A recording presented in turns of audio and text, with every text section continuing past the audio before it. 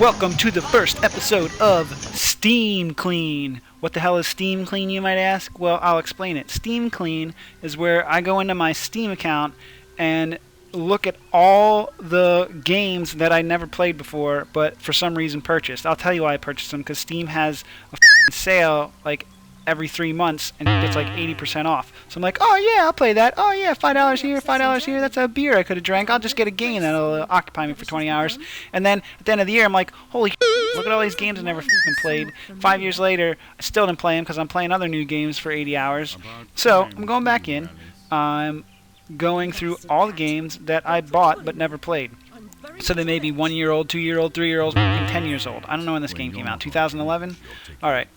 The game we're looking at is Alice, The Madness Returns, sequel to Alice by American McGee.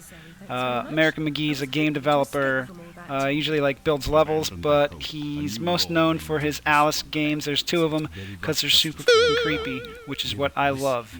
The gameplay is really just platformer, action platformer, so it's nothing that exciting. If you're looking for intricate gameplay, you're not going to find that. It's a platformer. It means you run around and you jump on, like Crash Bandicoot. You remember Crash Bandicoot? Yeah, they came out with like 400 of them. They're all the same. You run around and you jump on, you try and beat levels in a certain amount of time, and you go, oh dude, I totally missed a secret hidden gem. So that's what this game is.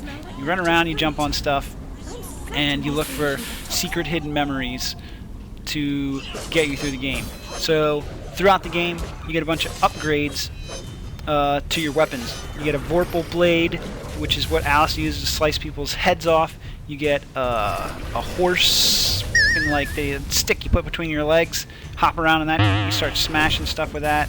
You get a pepper gun and blast people in the face, basically a machine gun. And you get your rocket launcher, which is a teapot. Oh, you also get a bunny that you lay on the ground that distracts people, and they go fight it and then blow it up. So throughout the game, you smash and collect teeth.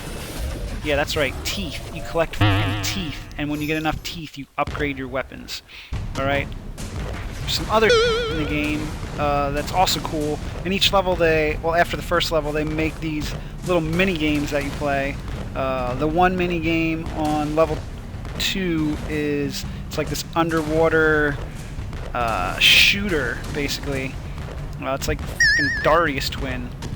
So you're going around in a submarine shooting sharks.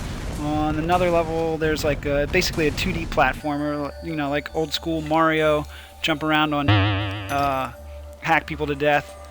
And then there's another level where it's like Marble Madness or Sonic the Hedgehog. It was so frustrating and annoying, but kind of cool. Mostly because your marble's not a goddamn marble. It's a doll head, and it doesn't roll in the way it's supposed to roll, so you're rolling off the edges all the time. It was pretty rough. So if you want to play a platformer, action platformer, this is a great action platformer. It looks beautiful. There's phenomenal creepy music. They use sound really well when you're walking around. There's sound, if you have surround sound or really good headphones on, you have to listen to hear these certain things to find secrets. As you walk through the towns and cities, you hear the people talking in different locations, which is pretty impressive for back in whenever this game came out, 2011. I really enjoyed the sound, the artwork. It was great. In between the actual levels where you're jumping around and killing people, there's these scenes in England where she's walking around getting into trouble. And this is Boobs and Gaming, so there are boobs, not exposed boobs, but there's, there's prostitutes in this game, and they got their big saggy prostitute boobs out, and they have a pimp lady, and she's got her big boobs out. There's creepy doll boobs. One section you walk right through a giant doll vagina. There's statue boobs. All that stuff's in here. So if you're into psychological thrillers where people are effing with people's mind and all kinds of creepy going on, and an action platformer, then this is a great game for you. It looks cool. It sounds cool. And it's a pretty fun action platformer. If you're looking for something that isn't jumping around on platforms and killing similar people repetitively, then play something else. Because that's what action platformers do. And this one actually throws in a bunch of other fun things in there and other fun mini games that make it not super repetitive.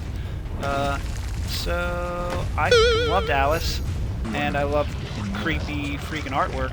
I had a blast playing this game. First time through, I think I beat like 96% of it.